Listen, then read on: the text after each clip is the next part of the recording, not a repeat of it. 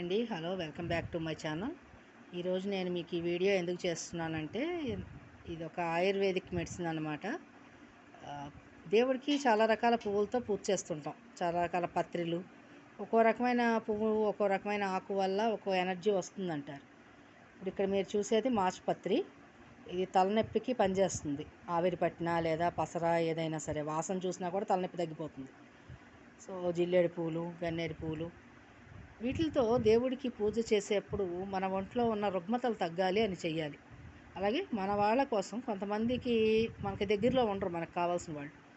అలాంటి వాళ్ళకి మనం ఈ వైద్యాన్ని అందించాలంటే దైవశక్తిని కనుక అడిగితే, దైవానికి ఏదన్నా సమర్పించి నాకు కావాల్సిన వాళ్ళకి ఇది తగ్గాలి, నీకు ఇది సమర్పిస్తాను అని చెప్పని భక్తితో వీటిని సమర్పిస్తే అది పనిచేస్తుంది ఔషధంలాగా. సో ఇలాంటి మెరాకిల్స్ మనం భక్తి మార్గంలో అనుభవిస్తే కానీ తెలియదు. ఏదైనా అనుభవమే జ్ఞానం అంటారు. సో నేను ఇందాక కూడా ఈ ఆకులు నేను వాసన చూశాను, నాకు తగ్గింది. సో నాకు కావాల్సిన వాళ్ళందరికీ కూడా జబ్బు రోగం తగ్గాలి, ఆయుర్వేదిక్ బేస్ అనేది అందరికీ తెలియాలని పూజ చేస్తున్నాను ఈరోజు శనివారం పూజ. దయచేసి అందరూ కూడా ఈ ఆచారాల్లో ఉన్నటువంటి అంతరార్థాలను తెలుసుకుని చేయండి. అందరికీ లైక్ చేయండి, షేర్ చేయండి, తప్పకుండా సబ్స్క్రైబ్ చేసుకోండి. Thank you.